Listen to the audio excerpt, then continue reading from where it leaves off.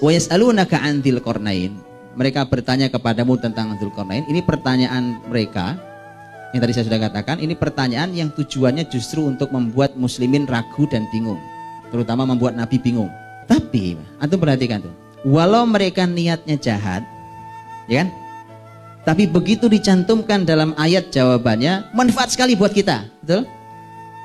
Padahal ini awalnya berawal dari niat jahat mereka. Dan begini nih banyak, Pak. Ini yang disebut dengan wa makaru wa makarallah wallahu khairul makirin. Banyak, Pak. Dulu saya waktu belajar hadis, salah satu pasti yang akan dikaji sebagai literatur di hadis itu adalah ada sebuah kitab. Kitabnya itu ada 8 jilid, tebel-tebel dan panjang-panjang, nggak standar kitab itunya, panjang dan tebel-tebel itu ada 8 jilid. Nama kitabnya Al-Mu'jam Al-Mufahros li Al-Fadil Hadis. Mu'jam Mufahros itu dulu, Pak, sebelum ada komputer canggih seperti software macam-macam kita search keluar gitu ya. Internet belum ada, itu kitab luar biasa. Itu kitab termudah untuk nyari hadis yang bunyinya begini, tempatnya di kitab apa. Itu hadis paling mudah. Itu kitab paling mudah untuk semacam katalog.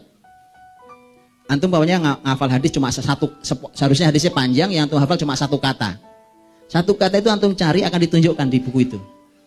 Itu ada di kitab apa, Sahih Muslim, Sahih Bukhari, Sahih Muslim, di dalam halaman berapa, jilid berapa, dan seterusnya disampaikan. Ketemu itu. Kan ketemu, walaupun antum hafal cuma satu kata sepotong dari hadis yang panjang umpamanya. Tapi antum perlu tahu, buku itu yang ngarang tidak satupun muslim. Oh, muslimnya tidur ya kan? Muslimnya tidur ya kan? Itu tidak satupun muslim yang ngarang. Itu tim yang tim itu berasal dari Universitas Leiden di Belanda. Ketua timnya namanya Profesor Dr. Winsing. Di mukaddimahnya, Profesor Winsing ini mengucapkan terima kasih pada Profesor Snoek Horgronya. Ya, sebenarnya itu tahu, yang pernah ke Indonesia, yang pernah ngacak-ngacak negeri ini tuh, Snoek. Prof Snoek itu yang ternyata pembimbing paling seniornya, walaupun di lapangannya bekerja mereka ini. Kenapa mereka sampai peduli begitu? Niatnya jahat, supaya memudahkan mereka. Kalau mereka mau mengacak-acak hadis Nabi SAW, mereka punya gampang sekali mengacak-acaknya karena mereka tahu di mana hadis ini tempatnya ada di kitab apa. Tapi yang tahu, rencana itu gagal. Justru kitab itu manfaat buat kami-kami yang belajar ilmu hadis.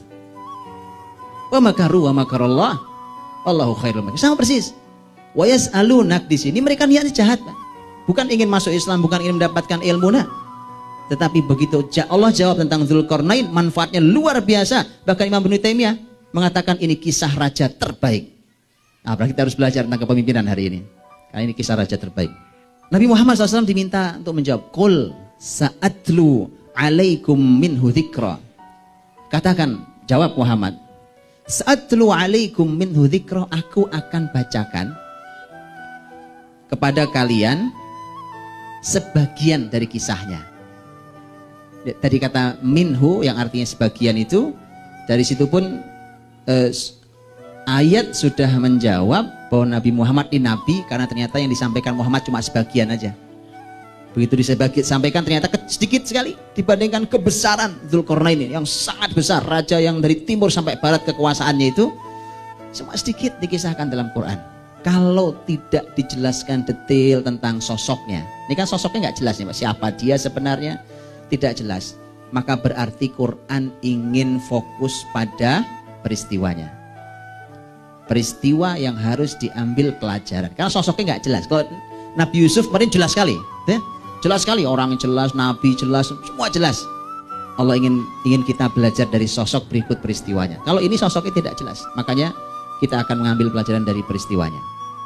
Baik, Allah SWT menyampaikan inna makanna lahu fil ard wa atainahu min kulli syai'in sababa. Sesungguhnya kami memberikan kepada Dzulqarnain tamkin. Nah, tamkin ini Bapak Ibu, kata tamkin itu artinya adalah kekuatan, kekuasaan, kekokohan di muka bumi ini. Jadi kuat sekali, nggak goyah dia. Hal yang sama kata tamkin itu juga disebutkan dalam Quran. Di antaranya kemarin juga Nabi Yusuf alaihissalam juga Allah SWT berfirman, wa kadzalika makkanna li Yusufa fil ard. Dan begitulah kami berikan tamkin pada Yusuf di muka bumi ini. Jadi Yusuf dan dia jadi penguasa. Nah sekarang Dzulqarnain ini juga menjadi penguasa dengan tema yang juga lebih besar.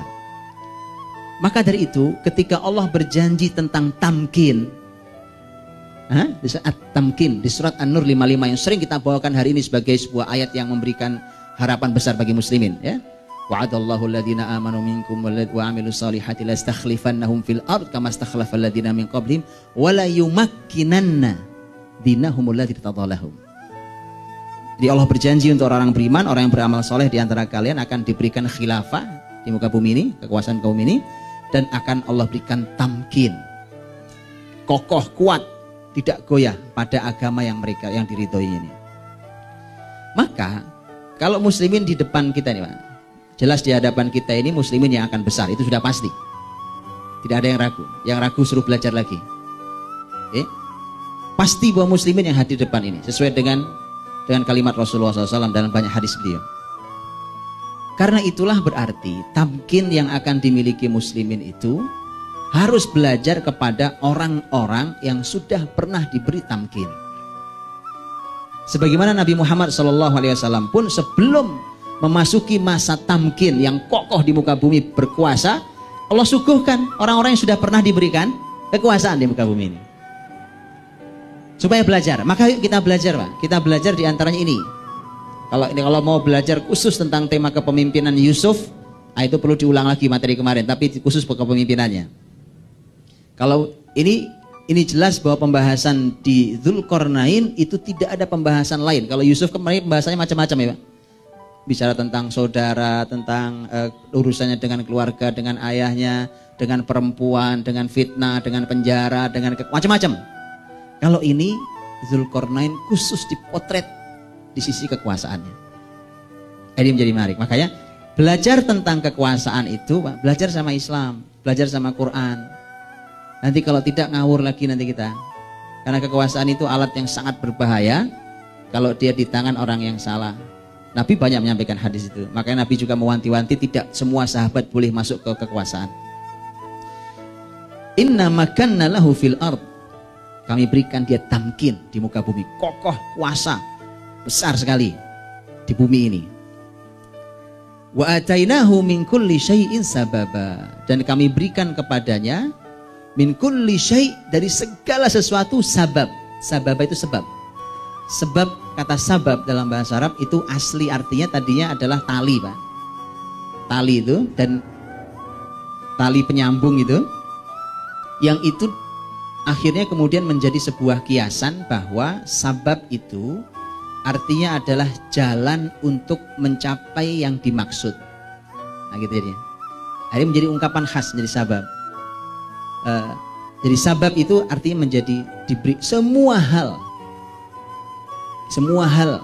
semua sarana, fasilitas, potensi, kemampuan, keahlian yang digunakan untuk sampai pada tujuan itu namanya sabab.